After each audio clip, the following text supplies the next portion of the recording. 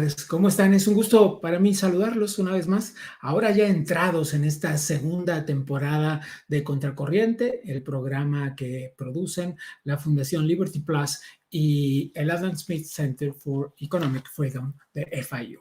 A mí, como cada martes, me da mucho gusto agradecerles que estén aquí acompañándonos, a ustedes que están allí en la transmisión de YouTube, a ustedes que nos acompañan a través del streaming en vivo de Facebook, a quienes nos acompañan en los recortes y en distintos momentos en las redes sociales. Quiero decirles gracias por estar ahí. Hoy tenemos un programa realmente interesante. Tenemos mucho de qué hablar.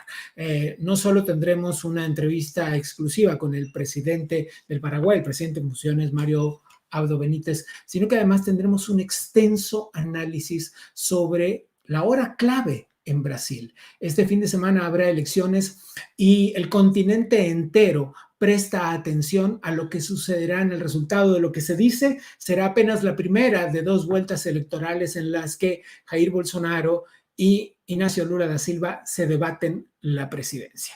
Arrancamos pues con la editorial Contracorriente el día de hoy. Un informe de la Organización de las Naciones Unidas después de una visita presencial en una inspección de hechos determinó lo que era un secreto a voces. En Venezuela hay constantes, sistemáticas y sostenidas violaciones a los derechos humanos. Se sabe que no solamente hay esto que le acabo de decir, un sistema que está organizado desde la cúpula gubernamental para atacar a los oponentes. Se sabe además que hay un sistema de espionaje organizado a través de la Agencia de Inteligencia de Venezuela, donde han hecho lo impensable. Están declaradas, confirmadas y probadas torturas de toda clase. Llevaban a los prisioneros a un lugar donde les hacían cavar un pozo, les informaban que sería su tumba y luego fingían un fusilamiento. Las violaciones a los derechos humanos son también violaciones sexuales que están probadas. Desde Caracas, por supuesto, todo fue negado, como todo se niega siempre. Lo que me llama la atención, como hombre libertario que soy y creedor de las instituciones, es que haya una ingenuidad tan clara, tan patente de parte de los veedores de la Organización de las Naciones Unidas. Reclaman justicia y dicen que sea el gobierno el encargado de llevar a cabo una investigación y de juzgar a los culpables. Yo creo en las instituciones, pero realmente le tengo muy poco respeto a la ingenuidad. Continuamos con más Contracorriente. Vamos sin más vueltas a nuestro recorrido por el mapa con todo lo que ha pasado en el mundo, o casi todo. Esto es el radar Contracorriente.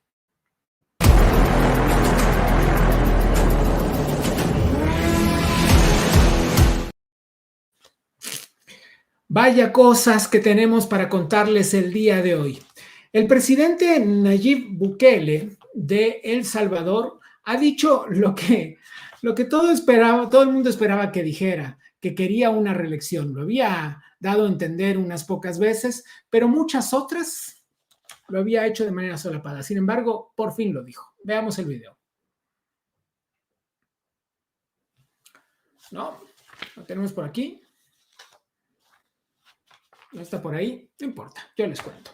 Dijo que después de conversar con su esposa Gabriela había tomado la decisión de postularse a un segundo mandato de la presidencia. Por supuesto que todo esto está en contra de la Constitución. Su artículo 154 lo prohíbe expresamente y define que un presidente puede correr solo un mandato. Como resultado, hay muchas protestas. Déjenme mostrarles, por ejemplo, este comunicado de IDEA. Aquí lo tenemos, sí, ese sí lo tenemos en pantalla, ¿verdad? La primera página del comunicado de IDEA, tenemos por aquí, ahí está. Dice, los ex jefes de Estado y de gobiernos que integramos la Iniciativa Democrática de España y las Américas, eso es IDEA, consideran obligadamente manifestar lo siguiente, dada su gravedad. La Constitución de El Salvador proscribe expresamente que sea candidato el que haya desempeñado la presidencia de la República por más de 6 meses. Dice también que en una democracia representativa es necesario que el ejercicio del poder encuentre sometido a reglas fijadas de antemano y conocidas previamente por todos los ciudadanos. El proceso democrático requiere de ciertas reglas que limiten el poder de la mayoría expresado en las urnas para proteger a las minorías. Ahí, eso dice la primera página. Y la segunda página es a donde están las firmas de muchos de ellos.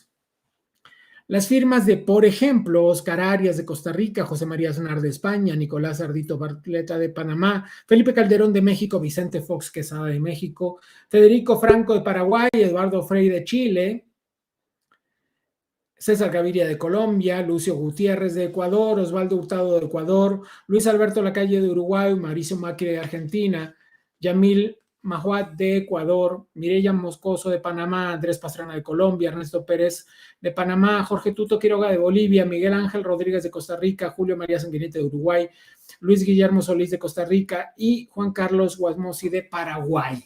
¿Qué dijo después de recibir esta carta? Bueno, Nayib Bukele dijo que muchos de ellos son corruptos y asesinos. Ofendido se sentiría si recibiera el apoyo de todos ellos. La cosa no ha terminado aquí. Hay mucho más que hablar al respecto y sabemos además que, ¿por qué es posible? Si la Constitución lo prohíbe, ¿cómo es que Bukele planea presentarse a una nueva candidatura presidencial? Porque un tribunal constituido por él el año pasado le dio la razón. Veremos qué pasa. Hay más cosas que contarles en este panorama internacional. Resulta es que Gabriel Boric se echó en contra a la izquierda latinoamericana. Veamos el video. It doesn't matter if you are from far right, far left. Those are civilizatory mandates. For example, one, respect of human rights. Respect of human rights has no double standard. Is that okay? Is well said? So it really pisses me off when you cannot, when you are from the left, and so you condemn the violation of human rights in, I don't know, Yemen or in El Salvador, but you cannot talk about Venezuela or Nicaragua. Or Chile.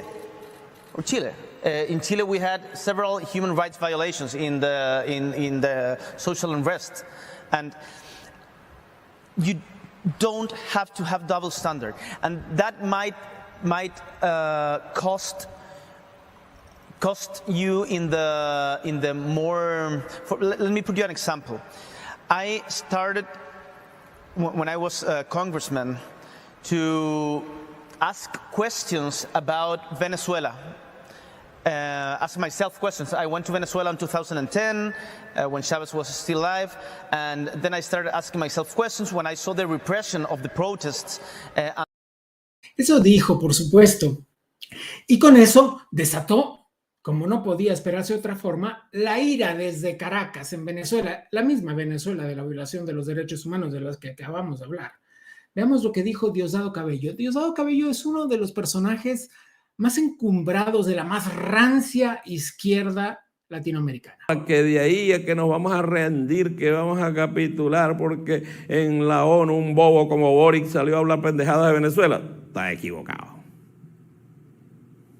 Gafo salga a hablar mal de Venezuela, teniendo tantos problemas en su país.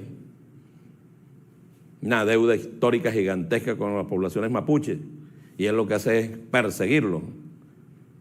Los declararon terroristas y no hacen nada.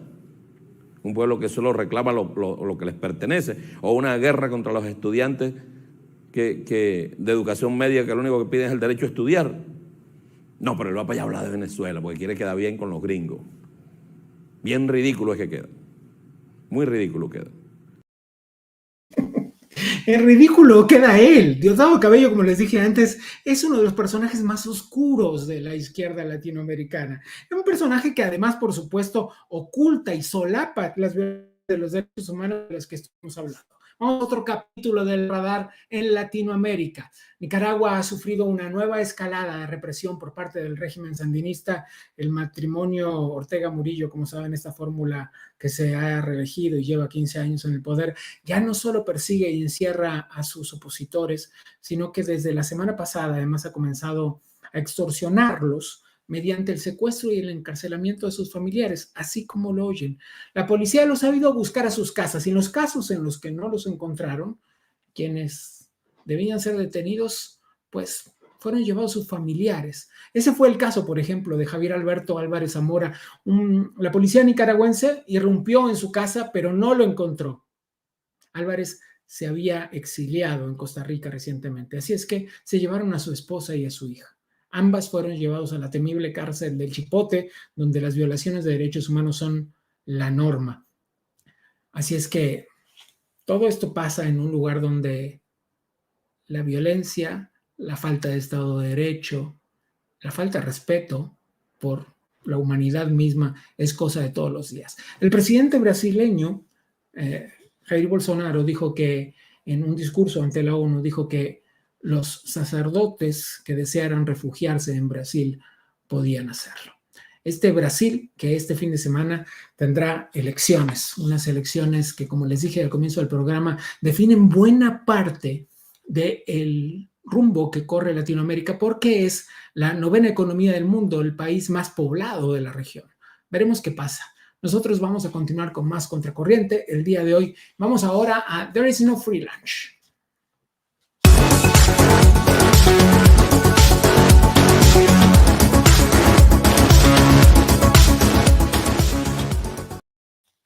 Por supuesto, me da gusto saludar esta tarde como la semana pasada y como lo haremos en el futuro muchas otras veces y nos deja seguir conversando con ella a Majo Romano Boscarino. Majo, ¿cómo estás? Buenas tardes.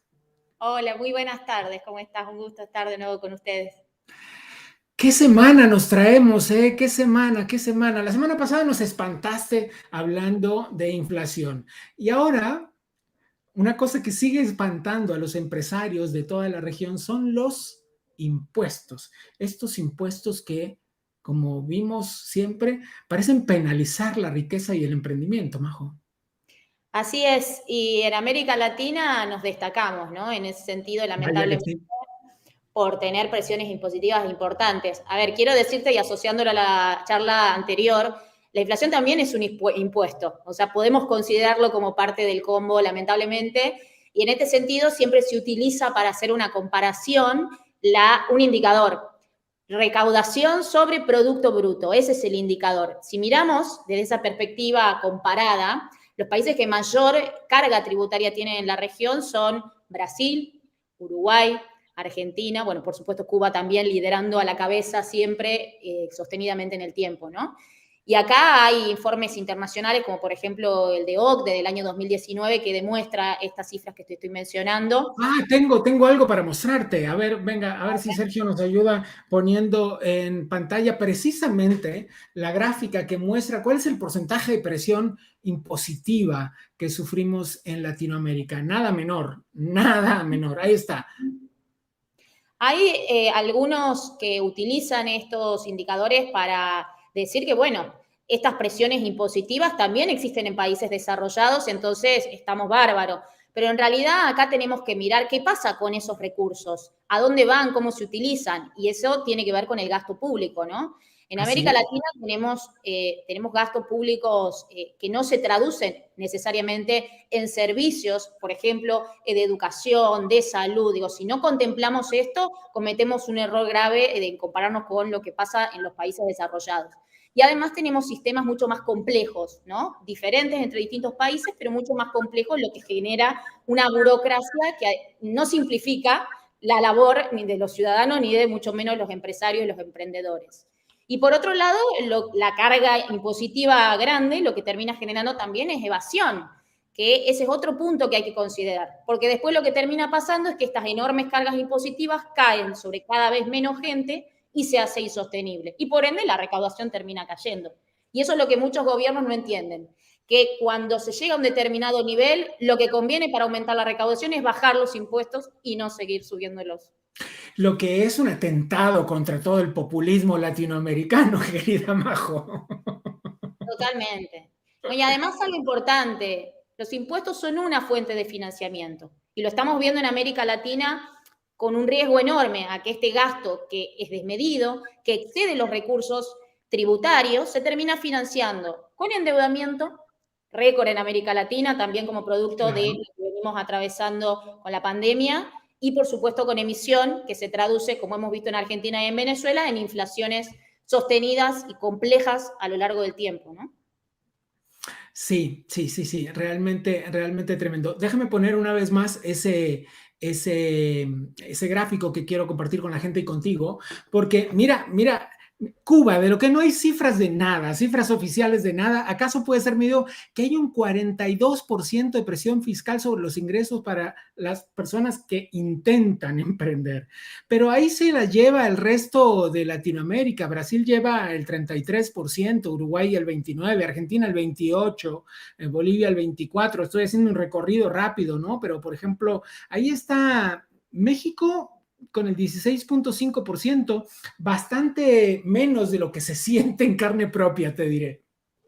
Sí, a ver, también hay que considerar qué es lo que pasó en los últimos 30 años, ¿no? En qué tipo de impuestos fueron los que crecieron en el total, aunque la presión haya sido baja. Y ahí lo que vemos es un incremento importante en algo que vos mencionabas, ¿no? Que tenía que ver con el impuesto a las ganancias, con impuestos más progresivos.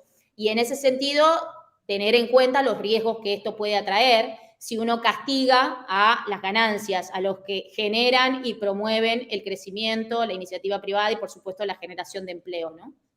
Así es, así es. Majo Boscarino, economista, como siempre, un placer conversar contigo esta tarde. Gracias a ustedes. Saludos. Yo quiero saludar un poco a las personas que nos están viendo esta tarde en la transmisión de YouTube. Gracias, Roberto Godoy. Muchas gracias por lo que dicen. Gracias, Joana. Gracias, José Guillermo. Gracias, Marc de Valle. Muchas gracias. Muchas gracias por estar allí acompañándonos esta tarde y por compartir este contenido con todos nosotros. Quiero presentarles el día de hoy una nueva sección. Vamos a la cortinilla de cara a cara.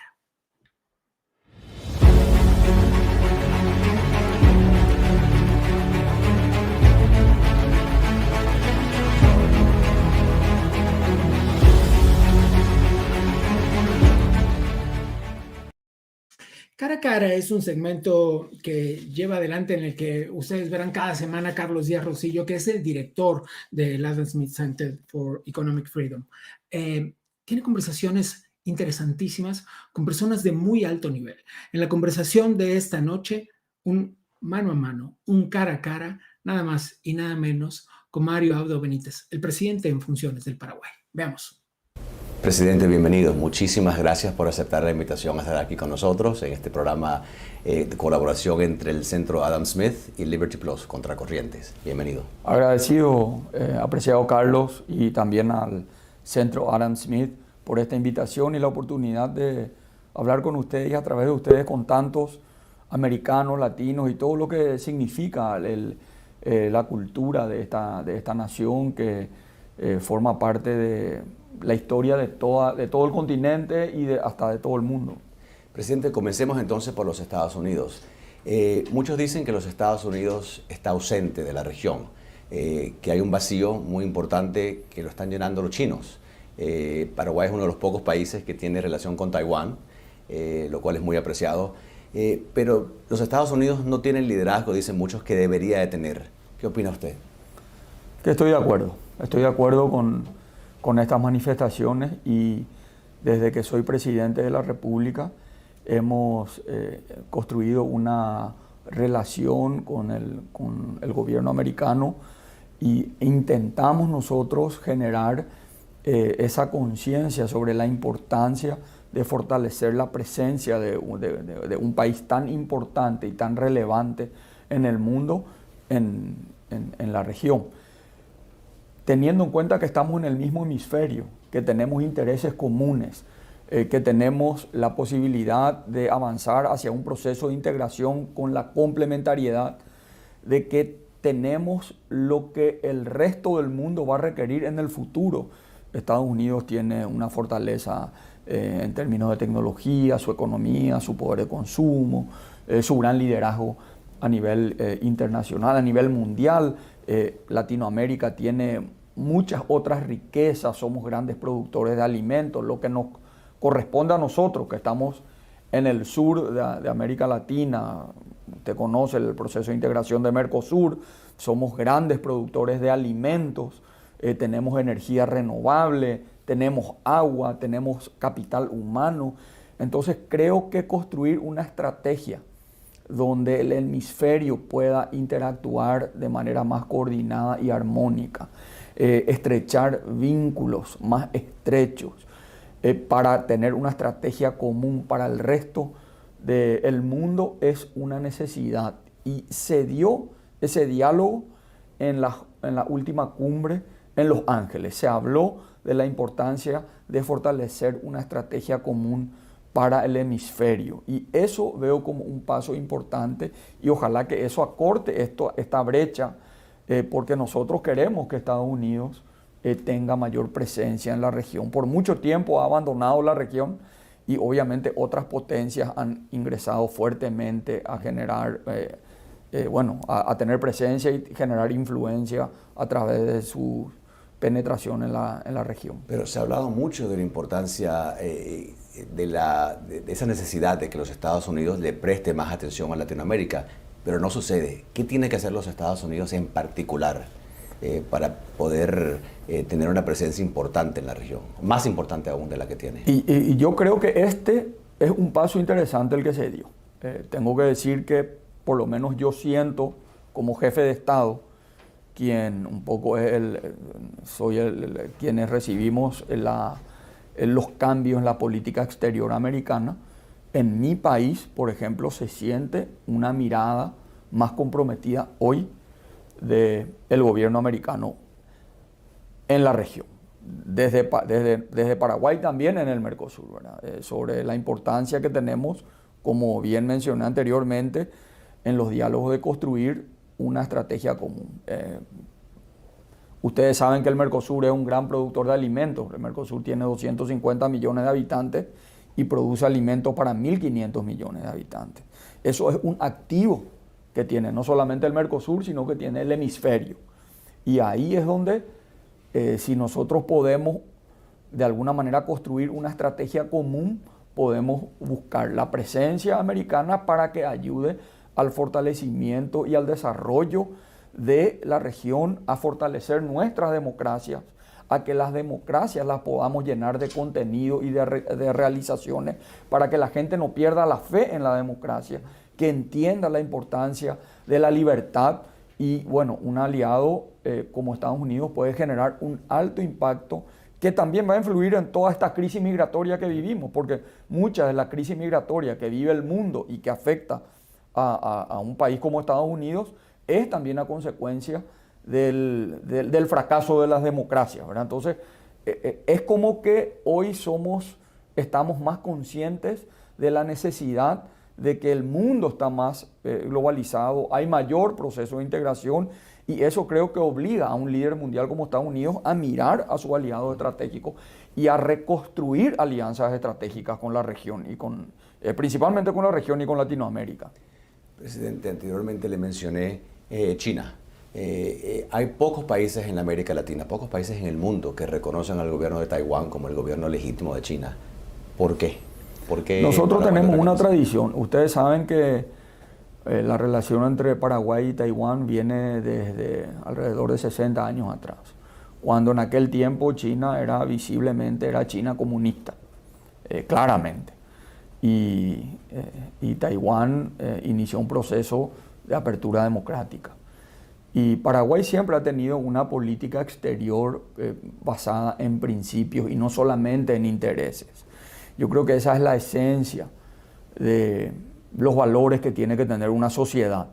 Nosotros apostamos a valores democráticos y libertarios y no a proyectos autocráticos. Y esa fue la esencia y la naturaleza por la cual el Paraguay construye una alianza estratégica defendiendo principios y valores democráticos. De ahí viene, por eso digo, porque si uno piensa en intereses, tenemos que ser honestos.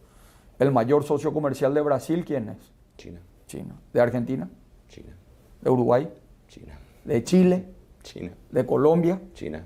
De casi toda Latinoamérica. De casi toda Latinoamérica. Entonces, no podemos negar que si nosotros hubiésemos construido un proceso de relaciones diplomáticas o de políticas exterior basada en intereses, tal vez China hubiese sido el camino, ¿verdad? Pero nosotros, Paraguay, construye política de relaciones exteriores basada en principios y en valores. Y bueno, y nosotros compartimos los valores democráticos de Taiwán. Taiwán fue fundador de Naciones Unidas. Sí. Y bueno, y el mundo después de alguna manera le dio la espalda a Taiwán y somos pocos los que hoy quedamos defendiendo esa esencia y esa naturaleza de construir política exterior. Siempre los intereses son importantes, pero para nosotros por encima de los intereses están los principios democráticos que al fin y al cabo son los que hacen que una sociedad tenga valores. Bueno, y prueba de eso no solamente las relaciones de Paraguay con Taiwán, sino también la crítica tan contundente que usted ha tenido en contra de la dictadura en Venezuela. Muchos líderes latinoamericanos o están de acuerdo con lo que está pasando en Venezuela o ven para el otro lado. Usted ha sido muy contundente y ha criticado fuertemente al dictador de Venezuela con toda razón. Y he exigido que levantemos la voz y que tengamos una voz común. ¿Y por qué no Porque sucede? de nada sirve tener muchas veces posturas en debates de organismos multilaterales, de hablar de la defensa de los derechos humanos y de no ser contundentes cuando el sistema republicano, las democracias, donde se destruyen la institucionalidad. Paraguay forma parte del Grupo de Lima. El Grupo de Lima sacó una resolución ante el último proceso electoral en Venezuela, donde el Grupo de Lima, como grupo,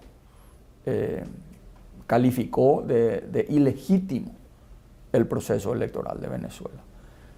¿Y cuál es el siguiente paso? Si uno califica de ilegítimo un proceso electoral, la consecuencia del proceso electoral es la elección de un mandatario. Y si el proceso fue ilegítimo, Claro. ¿el mandatario qué es? Ilegítimo.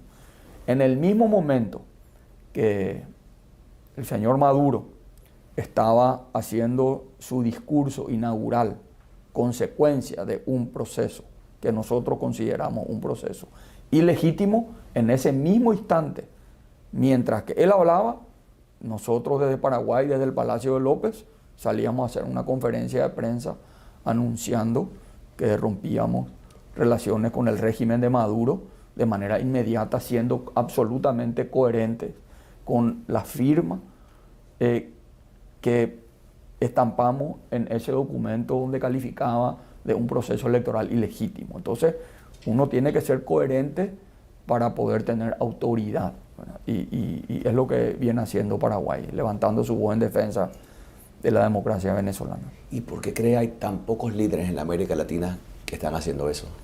No, permítame no jugar a mi padre, Carlos.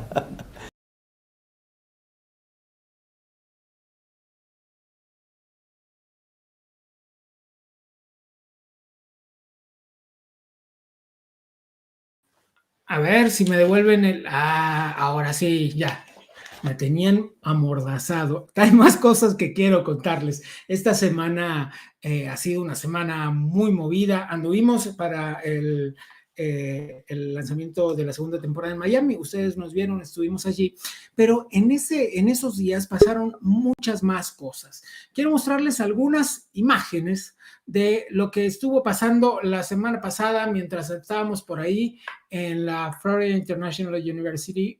Déjenme mostrarles algunas de las imágenes. Ahí está. Bueno, les cuento qué está pasando. Eso es la explanada de FIU. Pueden ver allí, al centro está Carlos Díaz Rosillo, acompaña a su izquierda está el de corbata verde, está Mario Abdo Benítez, el presidente de Paraguay y la primera dama.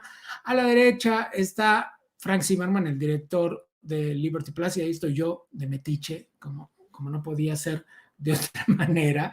Está también, déjenme mostrarle, esto es una visita que hizo el presidente Mario Abdo Benítez al Adam Smith Center for Economic Freedom y allí dio una charla para estudiantes y tuvo una conversación con Carlos Díaz Rosillo, además de la entrevista que acabamos de ver, una cosa súper interesante. En ese mismo contexto, por esos días, hubo más actividades también. Déjenme mostrarle, esto es una cena que hubo de fundraising en el Museo de la Diáspora Cubana. Vemos de derecha a izquierda a Miguel Cosío de América TV, a Carlos Díaz Rosillo, allí está, al centro. A su lado está Carlos Vasallo de América TV y con la camisa azul celeste está el fiscal Dexter Leitner, que estuvo aquella noche también allí. Creo que esta es la otra imagen que quiero mostrarles. Ahí está al centro Carlos Díaz Rosillo, flanqueado por los presidentes Mario Abdo Benítez e Iván Duque, el presidente en funciones de Paraguay, e Iván Duque, el expresidente de Colombia. Dejó la presidencia hace muy poquito, 6 semanas, si no estoy equivocado. Todo eso pasó esta semana en FIU, cosa que nos da mucho gusto compartir con ustedes. Nos da mucho gusto compartir con ustedes. Quiero contarles que además ya tenemos listos, estamos casi listos para arrancar con este segmento que siempre compartimos con ustedes. Quiero hablar con ustedes del panorama en Brasil. Vamos a las entrevistas Contracorriente.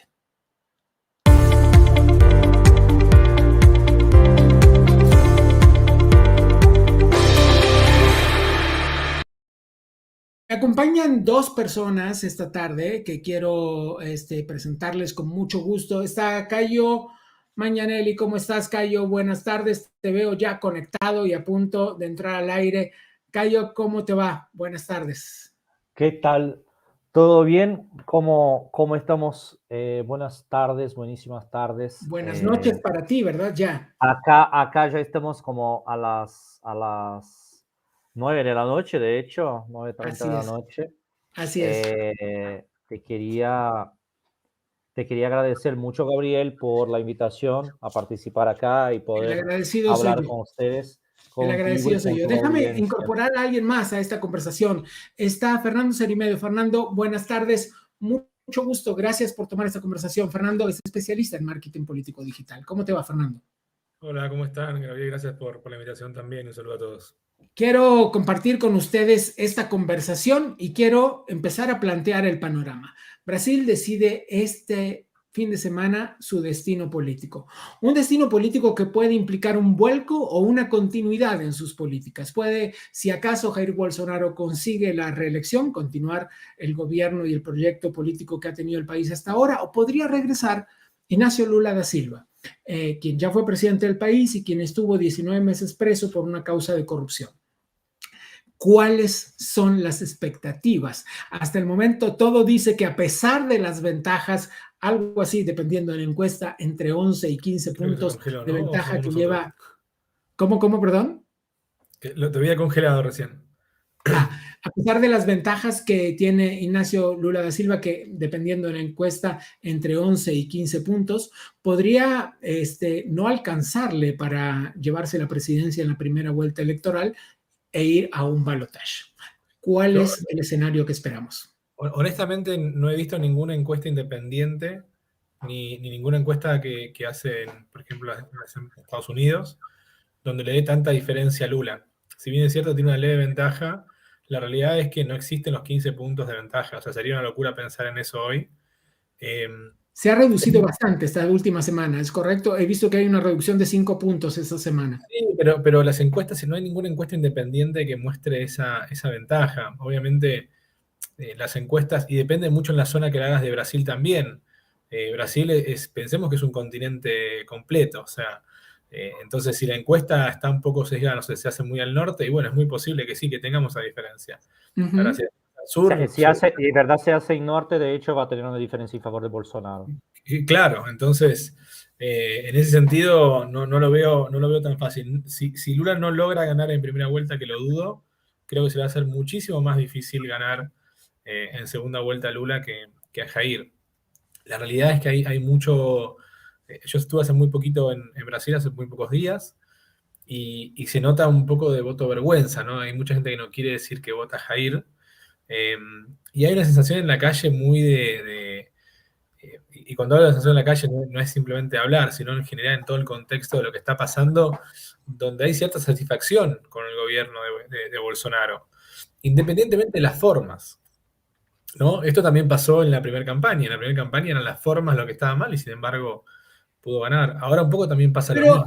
Yo quiero que compartan conmigo un poco, por favor, Cayo, Fernando, el termómetro, esta cosa callejera que dices, ¿no? ¿Qué es lo que después de un momento crítico como el que atravesó Ignacio Lula da Silva, insisto, 19 meses en la cárcel por una causa de corrupción, y no salió porque se desestimaran los cargos, sino porque se desestimó el procedimiento?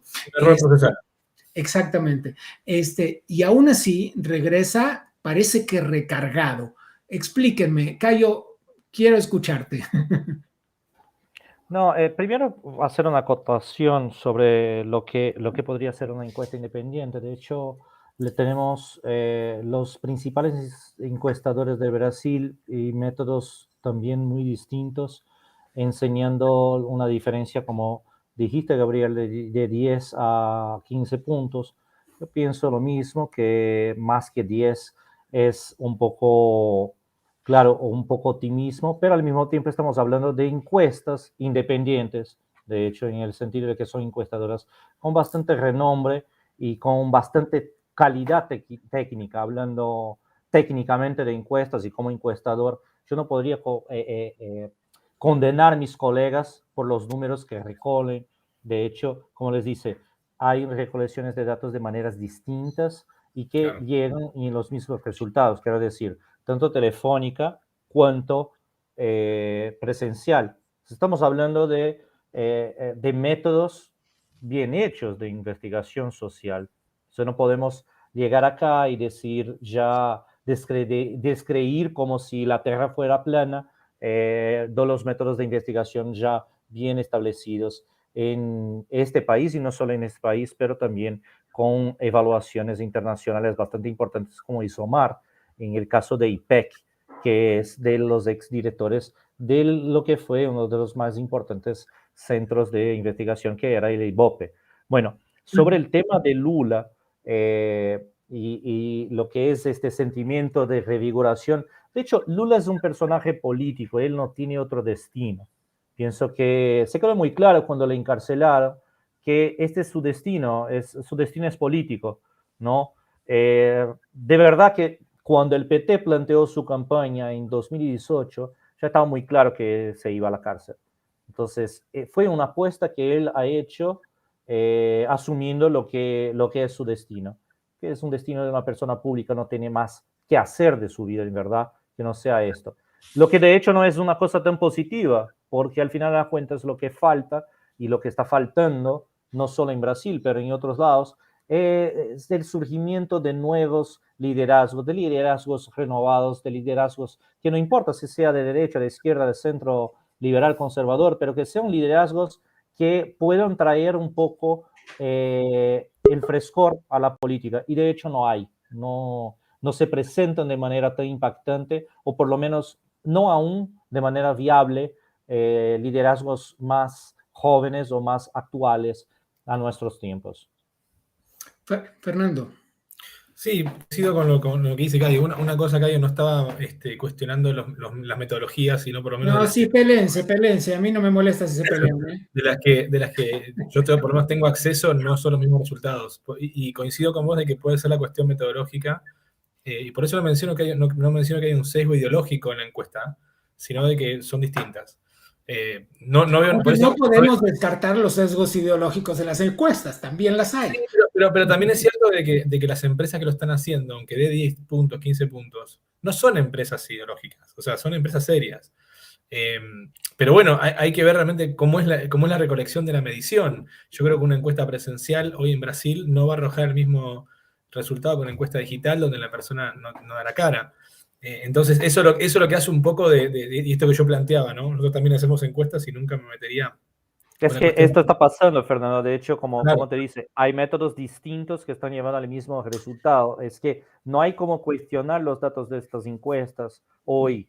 Digo, de verdad, Está bien. de hecho, Yo quisiera hay separarlos un encuestas minuto que de las llegan a 15 encuestas, muchachos. Quisiera y hay separarlos un las que minuto. llegan a 10.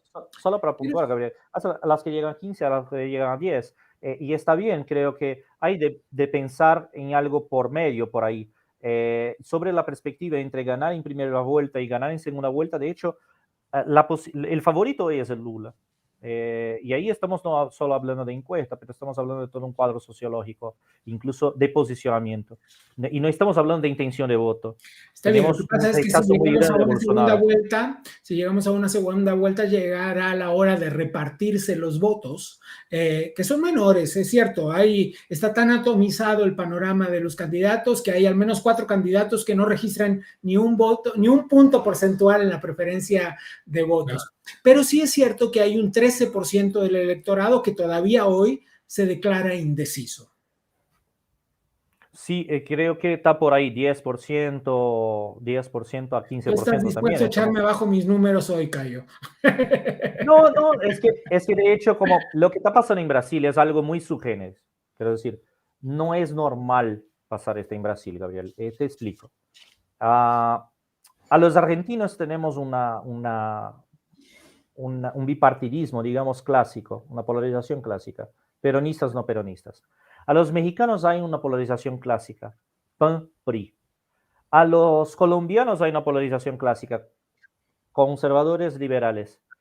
A los paraguayos hay una polarización clásica, colorados, liberales. En Brasil no hay esta polarización. Entonces, hablando con Maxi Aguiar justo estábamos hablando ayer, que el momento, la forma como se configuran las prácticas brasileñas es muy parecido con cómo se configuran las prácticas en Perú, por ejemplo, ¿no? Entonces, no existen grandes marcas políticas que no sean caudilistas, que no sean personales, ¿no? Claro, la política es personalizada en todo el mundo, ¿no? Pero en otros lados hay una nuance, como les digo, en Angola, por ejemplo. En Angola había una marca muy importante del partido, del MPLA, por ejemplo. En Mozambique hay una marca muy importante de Frelimo, del MDM. Entonces, estas marcas en cuanto autónomas, en términos de branding, de hecho existen afuera del país, de Brasil, pero en Brasil no existe esto. Entonces, bueno, el panorama pinta complicado entonces. Sí. Una última reflexión de ambos, por favor, Fernando. No, yo creo que, como te digo, no veo... ¿Tu pronóstico, te avientas un pronóstico o no? Sí, yo creo que Jair va a ganar en segunda vuelta. No veo... ¿Ah, sí? Sí, no veo... Ese es un pronóstico arriesgado, ¿eh? No es una cuestión emocional, más allá de la afinidad y amistad que tengo con ellos, es una cuestión nos pasó lo mismo en la campaña del 2016, en la campaña anterior, perdón, que no había chances. 2018, los números no daban, y sin embargo, bueno, vimos lo que pasó. Acá en Chile, yo ahora estoy en Chile, no estoy en Buenos Aires. Con el plebiscito teníamos otros números, nosotros por otro lado en plena campaña sabíamos que podía ser más amplio, y la calle te decía de que no, que ganaba la prueba, y de repente fue apabullante el triunfo. Creo que en Brasil pasa un poco lo mismo, hay cierto gusto positivo con el gobierno de Bolsonaro, y creo que la gente, si todo se da en normalidad, y cuando hablo de eso hablo de que no haya ni violencia ni fraude en las elecciones, creo que Jair va a tener otro nuevo gobierno, y sería en parte un poco raro que Brasil elija, viendo cómo es Argentina, o lo que tenemos acá en Argentina, a un presidente condenado. O sea, sería un retroceso muy grande para un país tan importante y tan yo no subestimaría tanto a los brasileros a la hora de votar. Me parece que... Cayo, ¿tu pronóstico antes de despedirlos? No, antes de pronóstico, yo no hago futurología, así que prefiero no decir lo que existe. Yo veo posibilidades, de hecho, pero antes de nada, al revés de darles un pronóstico, yo les invito a participar del Worldwide Election para asistir, de hecho, a quién va a ganar las elecciones, por lo menos en primera vuelta. Es esta semana, ¿verdad? 30 de septiembre, ahora viernes, sábado día 1 y domingo día 2, vamos a tener la jornada llamada Brasil Election Tour de la iniciativa que llamamos de Worldwide Election. Acá estamos recibiendo gente como ministros, gente con rango de ministro de Colombia, diputados argentinos, diputados haitianos, consultores peruanos, consultores argentinos, paraguayos, prensa argentina, prensa paraguaya. Estamos recibiendo mucha gente para conocer a fondo lo que es las elecciones en Brasil. Vamos a tener viernes una visitación técnica a la justicia electoral, un búnker, vamos a conocer el búnker del vice de Lula. Sábado tenemos toda el día de jornada, entonces hablamos de encuestas, hablamos de debates, hablamos de perfil electoral, hablamos de las campañas, vamos a tener gente que está haciendo campaña en Brasil, hablando sobre la campaña de Brasil, ¿no? Y en domingo vamos a tener una visitación a los locales de votación y al final un coquetel para asistir la apuración de los votos. Así que les invito a participar del World Election antes de dar mi opinión aquí. No se arriesga, no se anima, ¿eh? No se anima. Está bien, no, está bien. veo posibilidades, de hecho, pero veo posibilidades. Digo, existe un favoritismo que está ahí basado en lo que es la postura, lo que son datos que van más allá de las intenciones de voto, como datos de rechazo y entre otras cosas. Pero quiero mucho invitarlos a venir a conocer Brasil, de hecho. Así será. Caio, Fernando, gracias por la conversación. A ustedes por la invitación. A ustedes, gracias por la oportunidad. Continuamos hablando de Brasil, definitivamente continuamos hablando de Brasil, porque como les dije, lo que se está decidiendo no es nada menor. Al tratarse de un país de poco más de 200 millones de habitantes, al tratarse de un país que es la 9ª economía del mundo, el movimiento político que sucede allí, un movimiento político tan radical como el que puede suceder, implica también un movimiento económico. Quiero presentarles a 2 personas más con las que quiero conversar esta tarde. Son Fabián Calle y Patricio de la Barra. ¿Cómo están? Buenas tardes. Les doy la bienvenida juntitos a los dos para continuar hablando de este Brasil que nos tiene en jaque a todos este fin de semana.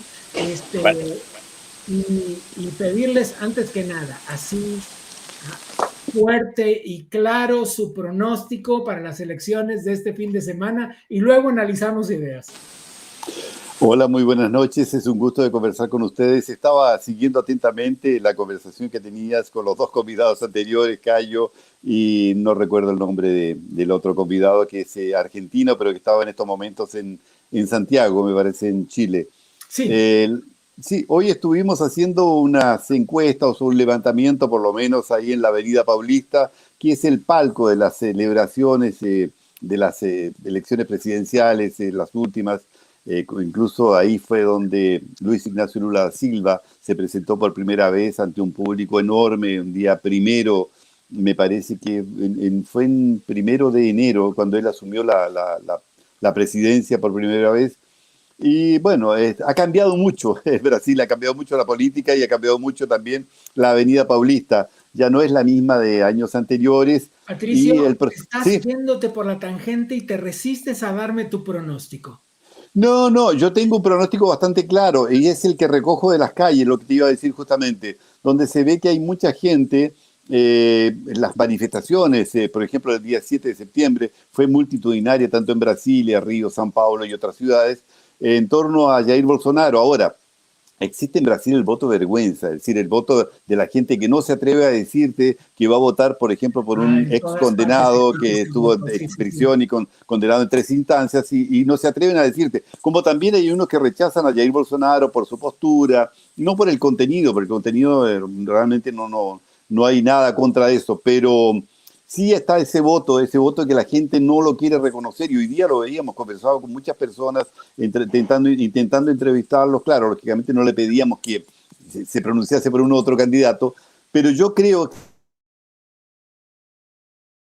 que Jair Bolsonaro no pierde esa elección desde que sea un pleito honesto, que no haya fraude y que el Tribunal Regional Electoral, que está compuesto por las mismas personas que sacaron a Lula da Silva para colocarlo para enfrentar a Jair Bolsonaro, actúen correctamente. Yo creo que si eso ocurre, Jair Bolsonaro tendrá un segundo mandato.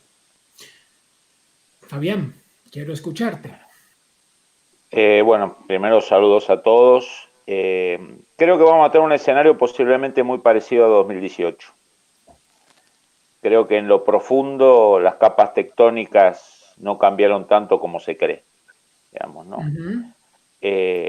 A nivel de encuestas, cualquiera que siga las encuestas de América Latina o del mundo sabrá que no están teniendo gran nivel de precisión. Por eso Cameron llamó a un plebiscito para no salir de la Unión Europea y salió. Por eso Hillary Clinton era el caballo de comisario que iba a destrozar a Trump y perdió. Por eso Macri iba a perder en el 2015 e iba a ganar en el 2019. Por lo tanto, por eso creo que hay que tener cuidado. Hay empresas muy prestigiosas que dan 10, 12 puntos de diferencia y otras que están dando 5, 6. Hoy salió Paraná Pesquisas con una diferencia de 5 puntos. Creo que vamos... Fabián, ahí hay un escenario, Fabián, que es el de los indecisos, lo comentaba recién con las personas con las que conversaba hace unos minutos. Hay ahí entre un 10 y un 13% que es claramente suficiente para definir una elección, y difícilmente un porcentaje tan grande se vuelque a los candidatos menores. Algunos de ellos, como dije antes, ni siquiera tienen el 1% de la intención de voto. ¿Eso puede definir la elección? A ver, yo creo que hay altísimas posibilidades de una segunda vuelta, quizá por margen reducido, sí, pero es un mes más de la economía brasilera avanzando. Cada día que pasa, el bolsillo se va a sentir un poco mejor. La inflación, hoy de hecho Brasil va a anunciar, mañana creo que va a anunciar el segundo mes con desflación. Exacto. Creo que es un hecho inédito en el mundo, digamos, ¿no? Argentina 100% de inflación, Estados Unidos 8%, Gran Bretaña 18%. No se llevan muy bien, que digamos, igual. Por eso. Creo que esos 30 días de buenas noticias económicas, creo que pueden ser malos para la campaña del PT. A ver, hagamos un poco de futurología. Ayúdenme a explicarle a las personas que nos miran desde otras partes del mundo, quizás menos conectadas con la información cotidiana del Cono Sur, ¿cuáles son los escenarios que se esperan tanto si continúa Jair Bolsonaro en la presidencia como si la pierde y regresa Luis Ignacio Lula da Silva? Fabián, ahí yo te diría que, perdón, no sé si te corto, Fabián, si quieres responder primero.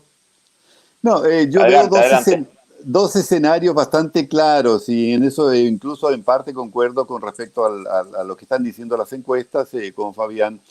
Primero, un escenario con la continuidad de Jair Bolsonaro. Brasil va a continuar creciendo, va a continuar invirtiendo alto, van a haber nuevas inversiones en el país, va a haber un proceso de privatización de algunas empresas bastante significativas, como la que está haciendo ahora. Se van a implementar este proceso de reformas que en los gobiernos de Lula no se hicieron, reforma tributaria, se va a implementar tal vez una mejora en la reforma a la previsión social.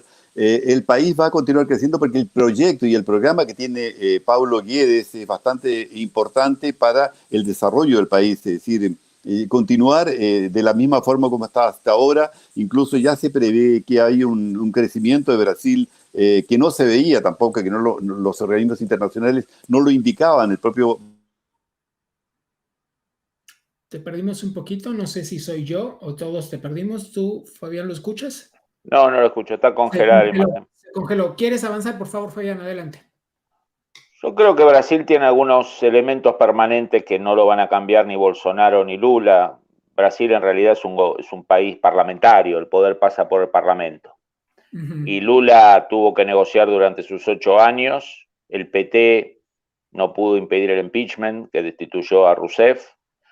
Nadie movió un dedo para que Lula no fuese preso, digamos. O sea, Lula fue preso y condenado, que eso sí, hay que aclararlo, no fue absuelto. Sí, lo que determinó la Corte Suprema es que las pruebas habían sido recolectadas en el distrito equivocado, ¿no? Sí, lo decíamos hace unos instantes, es decir, el problema fue una cuestión de procedimiento, no procedimiento. De... Exacto. Entonces yo creo que el Parlamento tiene un peso decisivo. Las Fuerzas Armadas van a aceptar lo que diga la justicia electoral, siempre que la justicia electoral no haga ninguna locura. Las Fuerzas Armadas van a ser un factor de estabilidad. El empresariado brasilero, que es portentoso, muy dinámico, muy activo, puede avanzar con cualquiera de los dos. Brasil no está ligado a la personalidad de Bolsonaro o a la personalidad de Lula. Seguramente en las Fuerzas Armadas, el sector empresarial prefiere a Bolsonaro. El sector centrista de Brasil, los partidos, el Centrão, como se llama, parte sustancial, prefiere a Bolsonaro. Perdón, pero puede terminar en un gobierno de Lula sin problema. Ahí hay un asunto que me llamó la atención esta tarde leyendo noticias, acerca de un hecho que me pareció bastante inédito, y está bien que están enfrentados en una contienda presidencial, pero Ciro Gómez, el candidato de la izquierda, se refería a Lula da Silva como el presidiario también. Bueno, Ciro Gómez siempre, digamos, un personaje notable, siempre luchando ahí entre los 3 primeros puestos, nunca se le dio, pero tiene un porcentaje interesante de votos, es una centro izquierda no cooptada por el PT, y que pega duro. De hecho, Bolsonaro ha optado en los debates electorales en el que le fue bastante bien, por un tono bastante moderado, ahí con algunos golpes, pero bastante moderado. Un 7%, Ciro Gómez, que será muy bueno para negociar a la hora de la postelección. En escenarios de este tipo, 7% no es menor. Nada menor. Fabián, te agradezco la conversación. Gracias a ustedes. Ustedes quédense conmigo porque todavía tengo algo más que mostrarles. Volvemos a el asunto que tanto me divierte a mí, y es, relajemos un poquito, hablemos de noticias, sí, pero hablemos de cómo se muestran en las redes sociales. Esto es Enredados.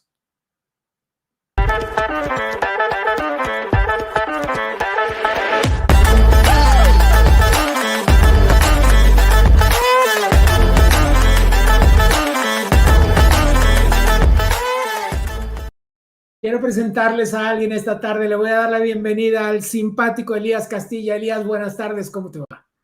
Buenas tardes, Gabriel. Un placer estar aquí hoy. Qué formal, señor. Su corbata roja, su loguito de FIU. Mire, usted una pinturita como siempre. Muchas gracias. Y así es, FIU, de donde me conecto ahora mismo aquí en Miami, en la Universidad Internacional de la Florida. Déjame preguntarte, ¿qué tienes para contarnos? ¿Qué ha pasado? ¿Qué ha pasado en el mundo? No, eso lo sabemos. ¿Cómo lo han mostrado las redes sociales? Bueno, en el mundo de las redes sociales, esta semana ha habido mucho de qué hablar. Y empezamos en Sudamérica, donde el presidente de Colombia, Gustavo Petro, estuvo el día lunes en la reapertura de la frontera colombo-venezolana, que marca un episodio nuevo para los dos países.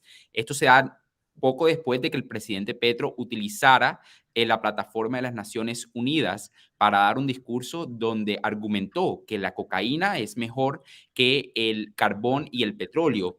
Dijo que es más veneno, ¿no? Pregunto, ¿qué es más venenoso? ¿La cocaína, el carbón o el petróleo? Bueno, te puedo decir que la cocaína lleva a 19,000 muertos por sobredosis directamente solo en los Estados Unidos. Pero vamos a ver lo que Petro... Fíjate esto que acabas de decir, es súper interesante, porque él dijo unas pocas muertes, palabra más, palabras menos, esto fue lo que dijo, ¿es correcto? Vamos a verlo, ¿quieres que veamos juntos el video de Petro? Veámoslo. ¿Es más venenoso para el ser humano la cocaína o el carbón o el petróleo? El dictamen del poder ha ordenado que la cocaína es el veneno y debe ser perseguida. Así ella solo cause mínimas muertes por sobredosis y más por las mezclas que provoca su clandestinidad dictaminada. Oye, 19,000 muertes, él dijo mínimas muertes, solo en Estados Unidos. Solo en Estados Unidos. Y hago hincapié en eso, es por sobredosis, no es por la violencia asociada al tráfico ilegal. Correcto, así es, por sobredosis. Ahora hay que ver en Latinoamérica y en el mundo cuántas, muchas más muertes causará e indirectamente. Las redes explotaron con eso, ¿con qué más? Así es. Bueno, entonces seguimos con la otra cara del mundo, que sería el Medio Oriente. En Irán hubo una una tendencia en redes donde vimos a mujeres cortándose el cabello, ya que hubo una joven iraní por nombre de Mahsa Amini que falleció, fue asesinada a manos de la guardia moral de aquel país dictatorial, teócrata, por no llevar su velo correctamente. Esto causó furor en las redes sociales y tengo videos de donde se ven las mujeres en redes que comenzaron esta tendencia que se ha expandido por todo el mundo, no solamente en el mundo árabe, donde se cortan el cabello como símbolo de solidaridad. Veamos.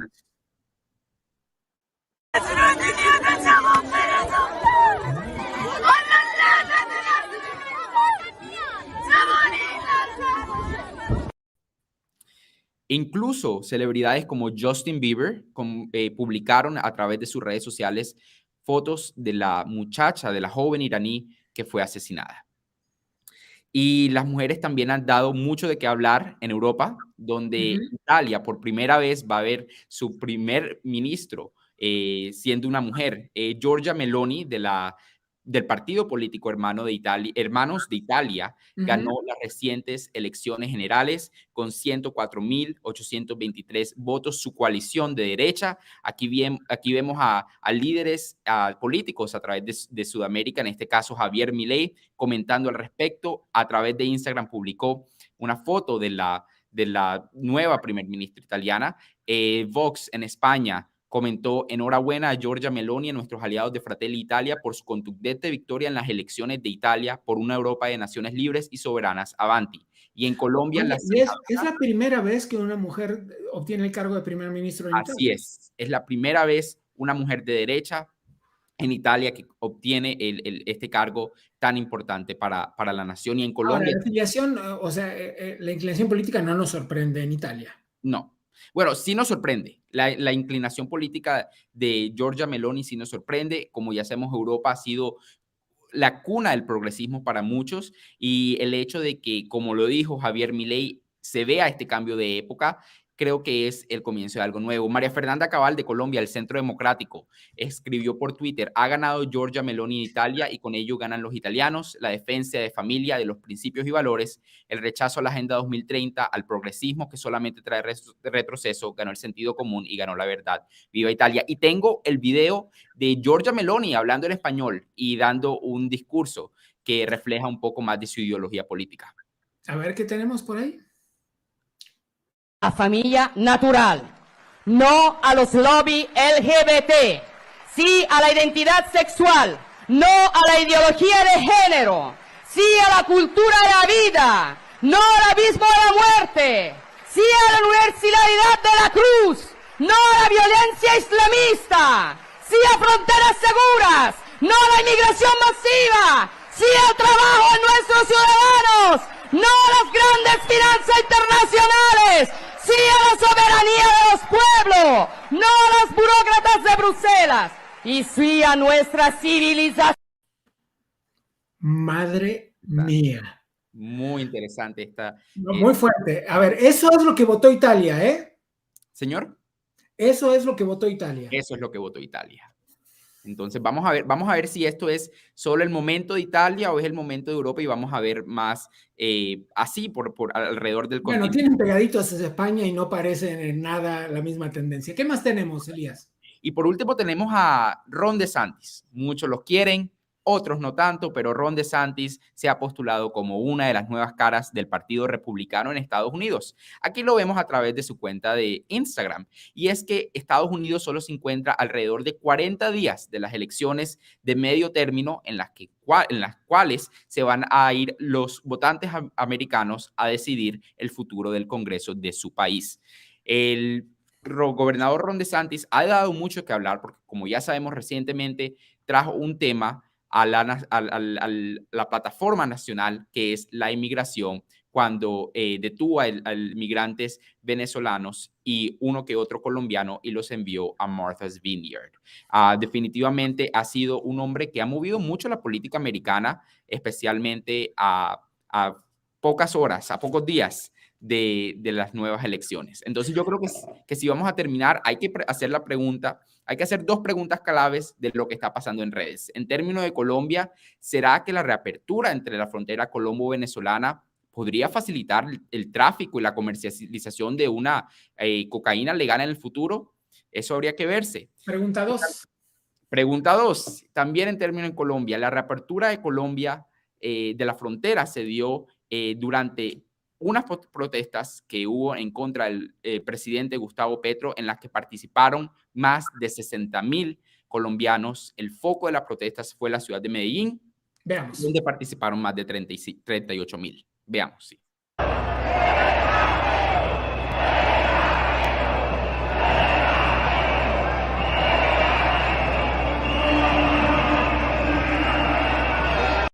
No, hombre, está recién llegado y ya me le andan gritando fuera Petro en las calles. Elías Castilla, gracias por comunicarte con nosotros el día de hoy. Nos vemos la semana que viene. Bienvenido a este espacio. Muchas gracias, Gabriel. A todos ustedes que están ahí conectados todavía, los estoy viendo, ahí están en la argüenda en YouTube. Muchas gracias por estar ahí. Oiga, Wenceslao, no le agradecí a Wenceslao Cruz. Wenceslao fue el realizador de la entrevista con el presidente del Paraguay. Gracias por tu trabajo. Está ahí Mayra Galeano, espectacular, Cayo Mayanelli y el Brasil Election Tour. Dice alguien desde Brasil, hola a todos, brasileño acá. La llano. Gracias a todos los que nos acompañaron. Ustedes y nosotros tenemos una cita el próximo martes a las 7 de la tarde en México, 8 de la tarde en la hora del este de Estados Unidos, 9 de la noche en Argentina y Brasil. Soy Gabriel Bauducco. A nombre de la Fundación Liberty Plus y de el Adam Smith Center for Economic Freedom, les doy las gracias y los conmino a que me acompañen la semana que viene.